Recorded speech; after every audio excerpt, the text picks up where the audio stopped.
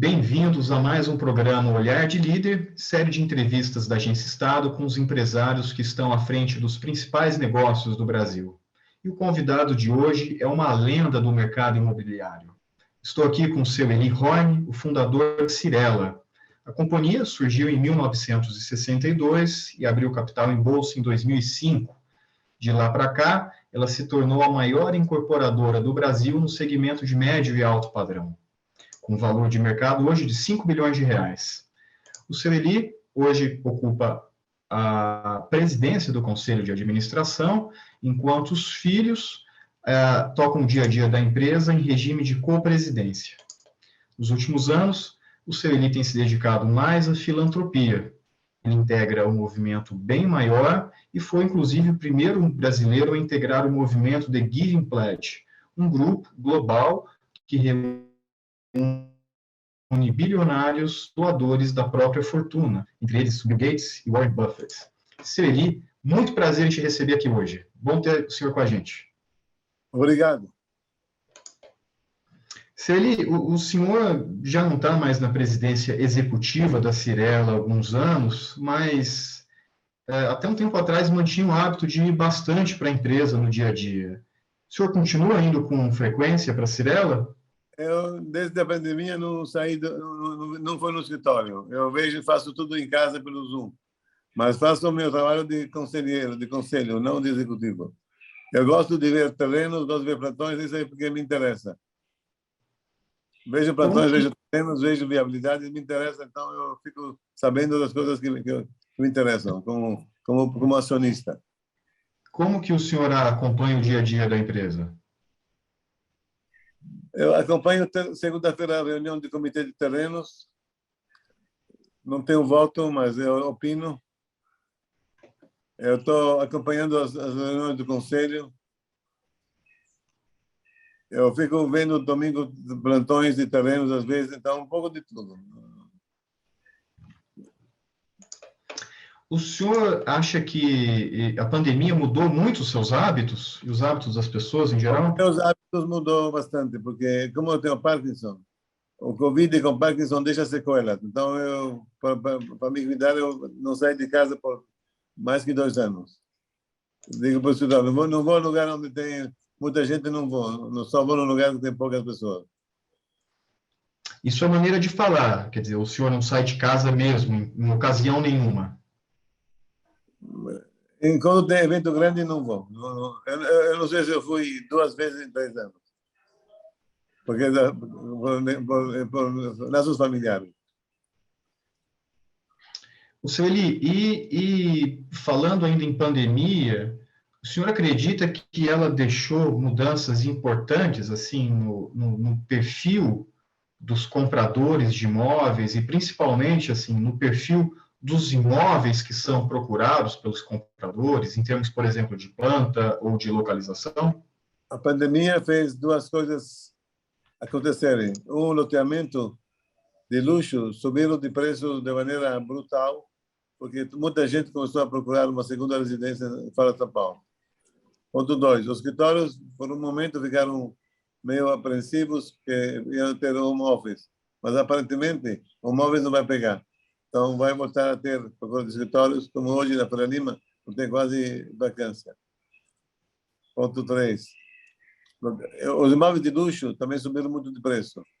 Eu não sei se é por causa da raridade dos terrenos, o fato que o preço subiu muito mais do que o CDI. O alto padrão. Em geral, por ter tido uma inflação alta no país, o material de construção também subiu bastante. O terreno é sempre uma dificuldade de se achar, principalmente em cidades grandes, né, como São Paulo. Tem uma escassez de terreno. O mundo é assim, no mundo inteiro é assim. Não tem, São Paulo é um continente, não é uma cidade. E falando da pandemia, os terrenos mais procurados desde então tiveram alguma mudança significativa? As regiões onde se procura os terrenos e os preços? Diria que a tendência continuou, se firmou mais firme, mas não houve mudanças drásticas. Em termos de direção, não houve. Houve sim intensificação da direção. Uhum. Seu Eli, se fala muito que São Paulo está com excesso de oferta de apartamentos de um dormitório e estúdios. O senhor concorda? Isso concordo, porque a lei obrigou a fazer apartamentos pequenos, sem garagem ou com garagem. Mas me dá a impressão que a lei vai mudar logo. E como São Paulo é uma cidade muito grande, vai ter muito mais desquitados que normal, muito mais solteiros, muito mais viúvos ou viúvas que querem morar sozinhos num dormitório pequeno. Então, isso, a primeira leva vai ser totalmente usada. Pode ser que haja uma crise na segunda e terceira leva de estudos. Por enquanto, não, o problema ainda não existe, por enquanto. Não existe um problema de excesso no momento. Existe o problema de excesso de projetos em andamento. Uhum. Ainda a absorção ainda não tem esse problema. Ainda não foram entregues todos os prédios para poder saber se o mercado vai aceitar ou não.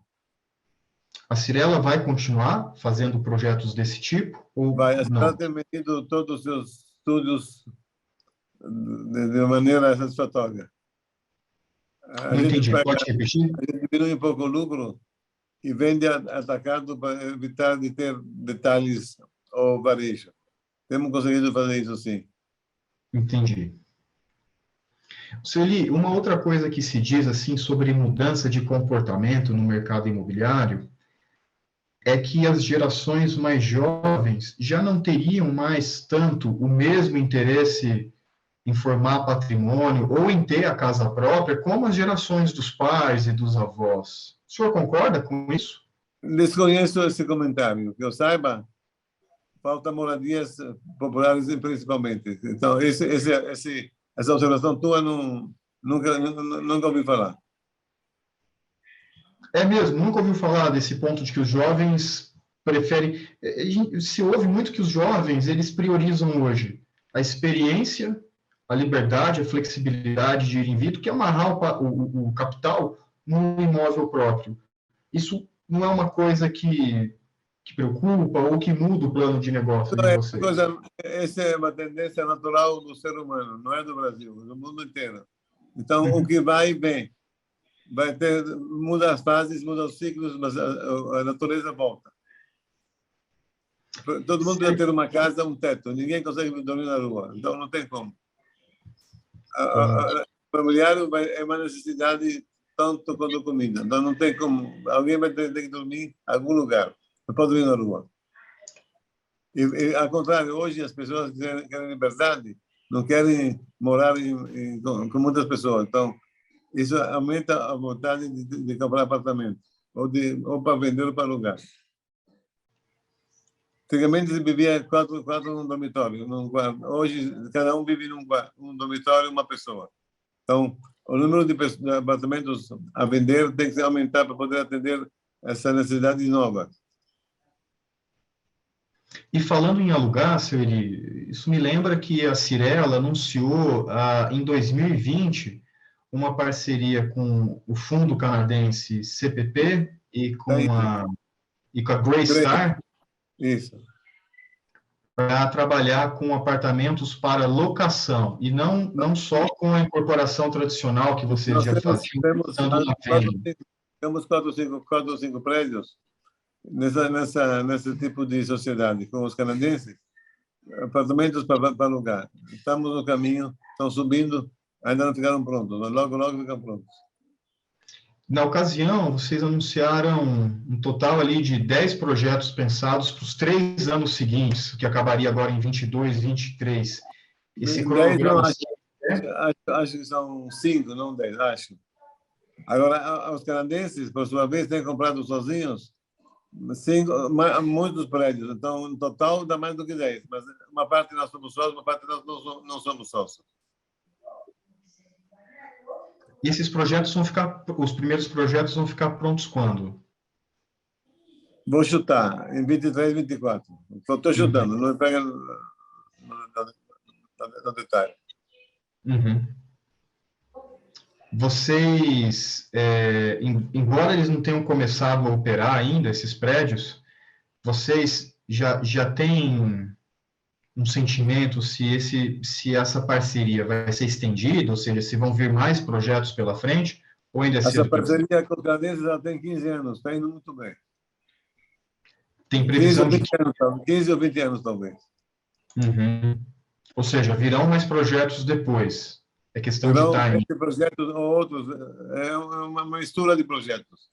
Começou com shopping, começou com armazéns, começou com escritórios, começou com apartamento para locação, assim por diante. Uhum.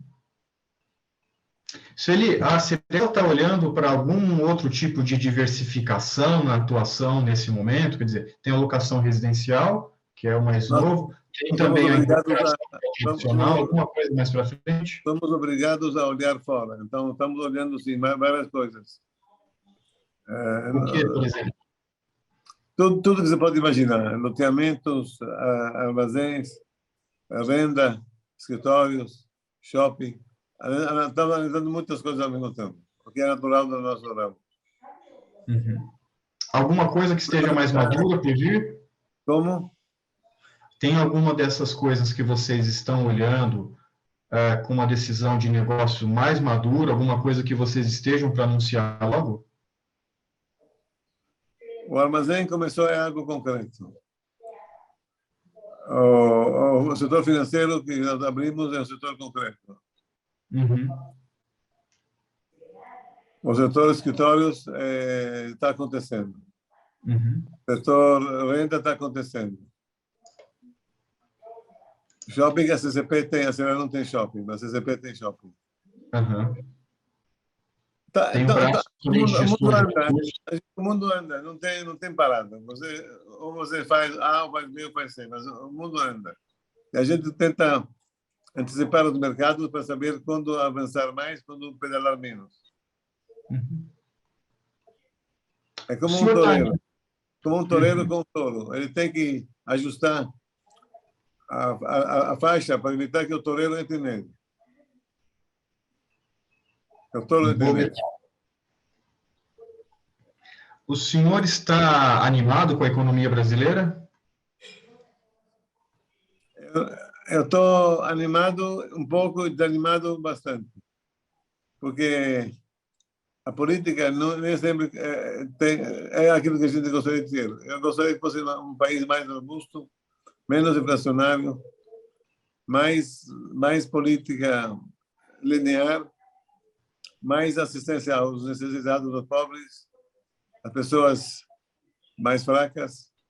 E, infelizmente, isso não tem continuidade. Então, tem o ânimo, porque eu sou otimista por natureza, o desânimo, às vezes, de fato concreto. Então, não dá para dizer A ou B.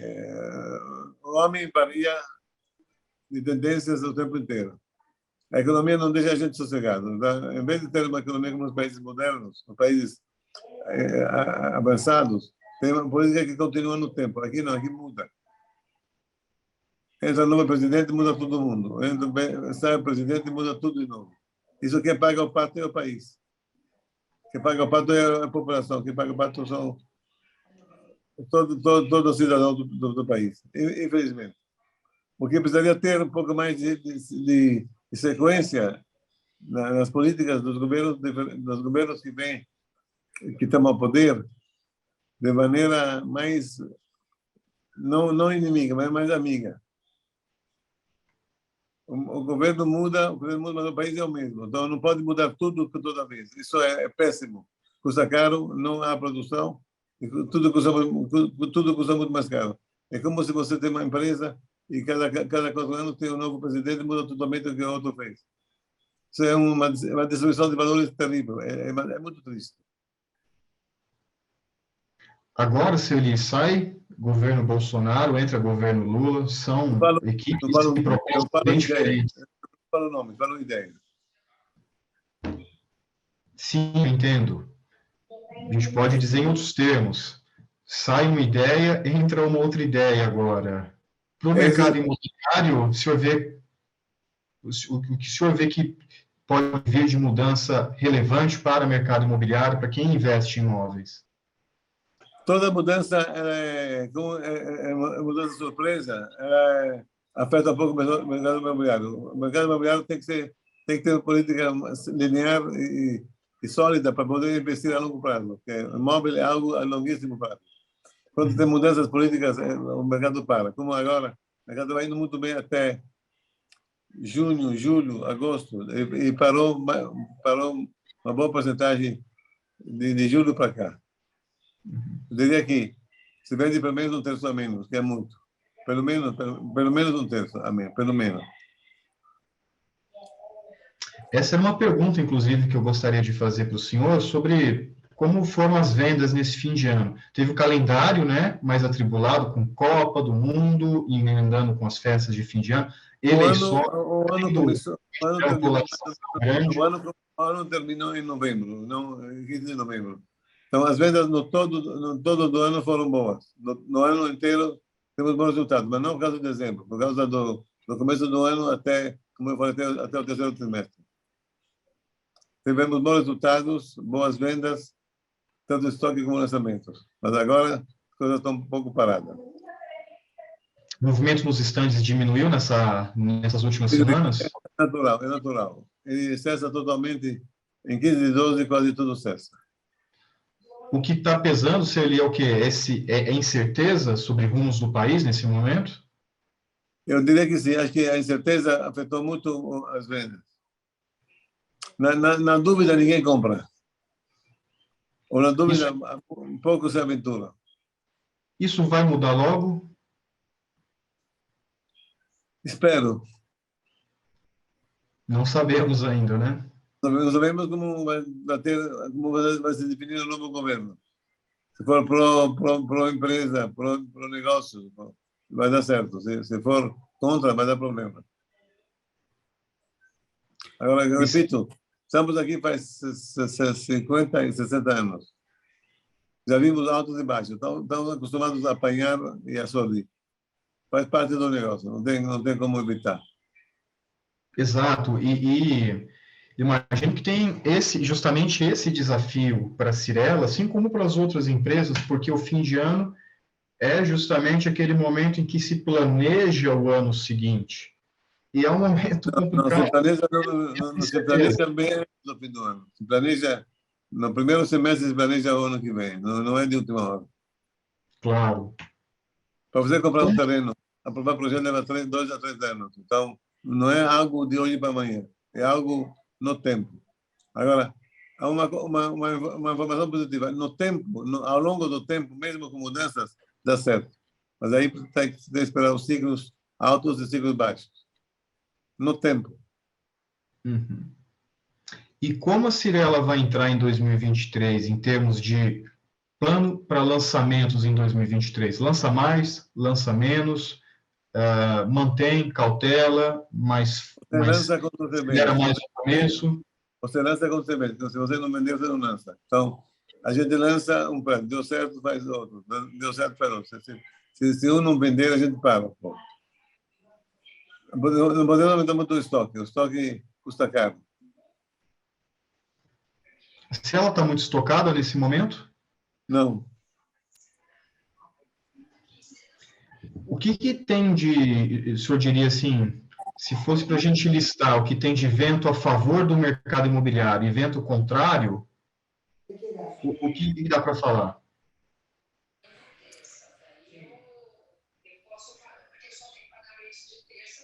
Eu não tenho opção.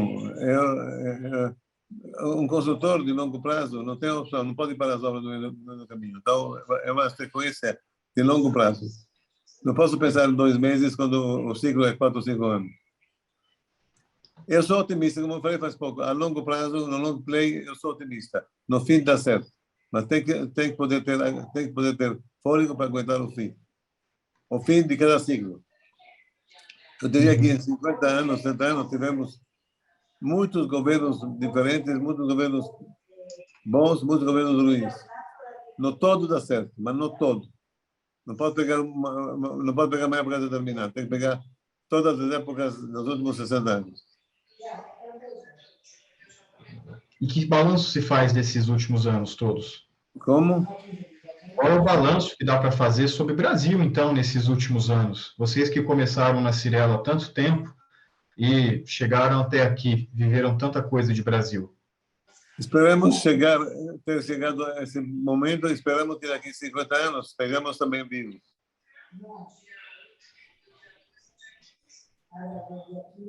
Senhor Eli, me permite, então, mudar um pouquinho os rumos da conversa Por favor. e falar sobre filantropia, que é uma causa a que o senhor tem se dedicado nos últimos anos, tanto pelo movimento Bem Maior, quanto o movimento The Giving Pledge.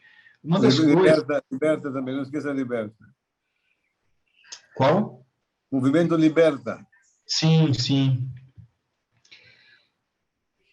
O senhor, assim, em últimas entrevistas, tem falado sobre a importância de se doar e também sobre a importância de sensibilizar os seus pares a doar também, no caso, outros grandes empresários.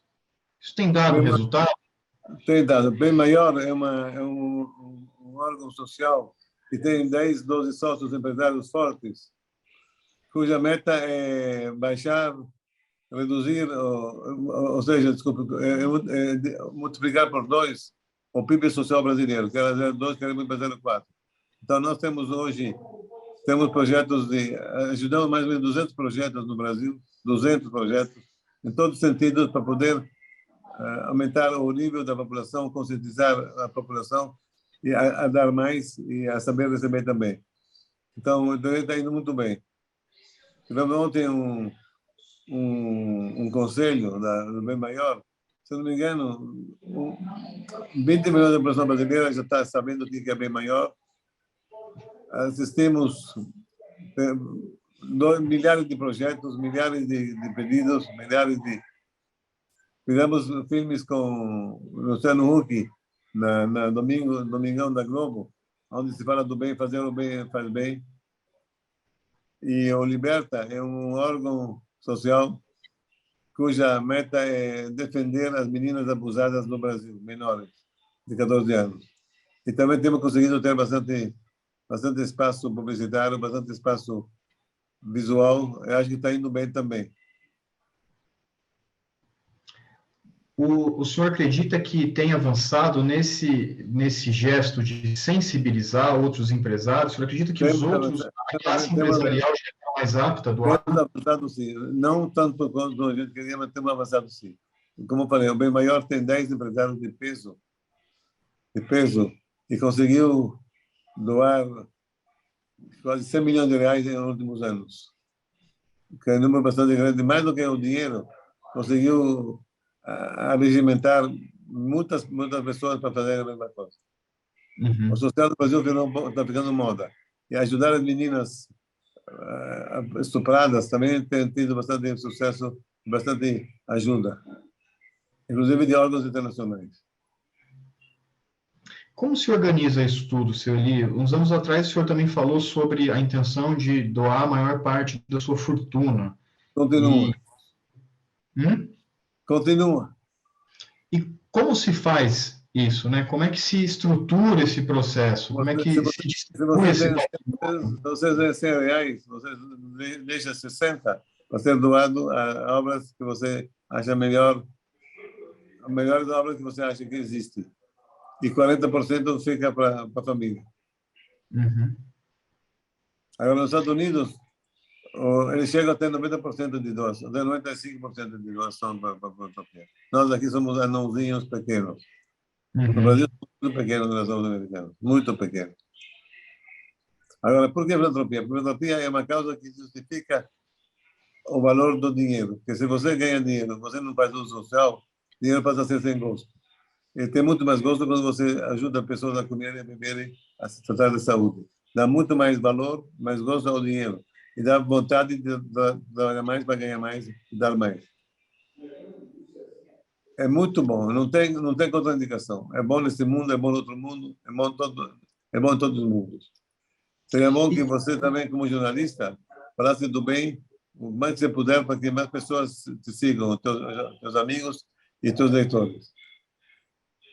Claro, a gente tocou no assunto justamente para também fazer essa Caso divulgação. você queira, então, você vai marcar uma reunião, eu te trago as 3 presidentes sociais que nós temos no escritório, que vão te falar daquilo que eles fazem. Eles calculam 1h30. Se você quiser, te faço com o maior prazer. Vale a pena. Sim, muito bem-vindo, Sueli. Você marca. E ainda falando sobre filantropia, eu vejo, obviamente, que essa iniciativa ela é muito positiva porque ajuda outras pessoas e que tem também o objetivo de sensibilizar outros empresários.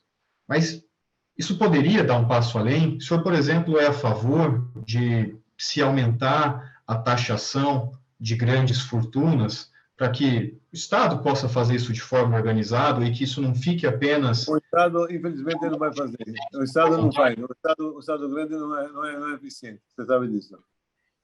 É melhor permitir que uma parte do imposto de renda das empresas fosse doada a coisas sociais. O privado é muito mais eficiente do que o público, de longe. Mas não tem nem comparação. O senhor é contra a taxação das grandes fortunas? A maior taxação, quero dizer. Sou a favor de ajudar os pobres, os doentes. Sou a favor de ajudar muito mais do que nós fazemos, tanto o privado como o público, o país, as pessoas que precisam de nós. Isso sou a favor. Como fazer? Isso tem várias maneiras. Você pega mais impostos para ter mais burocracia governamental, também não resolve. O certo, no meu entender, é permitir que as empresas façam projetos sociais que seja metade por conta dele, metade por conta do imposto. Isso eu acho muito mais válido do que uma taxação pura e simples sem resolver o problema. Não resolve. Não. Se você não começar e não terminar, não vale a pena fazer nada. Sim, me permite falar. O dinheiro tem que ser social. O dinheiro tem que fazer o bem. O dinheiro não é feito para guardar na gaveta. O dinheiro é social. Eli, me permite também falar um pouquinho sobre política. O senhor que foi sócio do atual ministro da Economia, o Paulo Guedes, na gestora Bolsonaro, que depois mudou o nome para Crescera. O senhor teve contato com ele depois das eleições? Privado, nunca. Depois de ser eleito, nunca vi ele pessoalmente a sós. Vi ele uma vez em Brasília, a sós, com a assistente dele, e uma vez só com o presidente da República, 3 vezes no máximo. E com membros do governo eleito, o senhor teve contato? Eu conheci o Haddad como era prefeito de São Paulo. Achei ele muito correto, muito honesto, muito eficiente. Fora o Haddad, acho que não conheço ninguém fora o Haddad. O senhor acredita que o Haddad vai ser um bom ministro da Economia? Ele foi muito bom prefeito, foi muito rápido, muito eficiente, muito correto. E acredito que vai fazer a mesma coisa na Fazenda. Qual, na sua visão, deveria ser prioridade da agenda do país na economia? Ter moeda forte, não ter inflação, e isso permitir que se faça coisas a longo prazo, especialmente para os pobres. E melhorar a assistência social a todos os que precisam. Porque se você tem uma pessoa rica, uma pessoa pobre, o rico tem a obrigação moral de ajudar quem não tem. Se não ajudar, então ele tem que ser penalizado. Tá bom. Sueli, a gente está chegando no fim da nossa gravação e antes de encerrar, quero em primeiro lugar agradecer pela sua participação no programa, seus comentários sobre a companhia, sobre o mercado, sobre economia e filantropia são muito bem-vindos. Deixo aberto também aqui o espaço para o senhor fazer uma consideração final. 2 observações finais que vou repetir o que eu falei faz pouco. Uma, política. Por mais que mude o governo, tem que ter uma política social contínua. Não pode mudar a cada 4 anos a assistência aos pobres. A Casa Minha Vida, assim por diante. Tem que haver uma política de 100 anos para ajudar os pobres, não de 4 anos. Tem que ser algo na Constituição. Ponto 1. Ponto 2. O fim do dinheiro é social, não é um dinheiro para ser guardado na gaveta. Então, a obrigação de quem tem ajudar quem não tem. Isso tem que ser falado e repetido tantas vezes quanto for preciso até as pessoas se conscientizarem que fazer o bem faz bem. Então, para mim, são 2 coisas importantes. fazer o bem e ter uma política social a longo prazo. Não é 4 anos, é 50 anos, 100 anos. As suas E palavras, então, ser mais eficiente. Ser mais eficiente. Isso é importante. Um Sueli, órgão social que não é eficiente não faz nada. perfeito, Sueli, que suas É palavras isso. sejam ouvidas e que a gente veja isso tudo se materializar. Mais uma Amém. vez, Repito, a muito minha missão é uma, a tua missão também é a mesma. Você, como jornalista, você tem que publicar quanto mais artigos do bem possível. Você tem que ser um jornalista falando do bem e fazer com que o povo inteiro saiba que o bem faz bem. Sueli, muitíssimo obrigado pela sua participação, pelas considerações e explicações sobre a Cirela, o mercado imobiliário, rumos do país e também sobre a mensagem de bem a respeito da filantropia. E a todos vocês que assistiram a mais esse programa Olhar de Líder, muito obrigado pela audiência. Vejo vocês numa próxima. Até lá.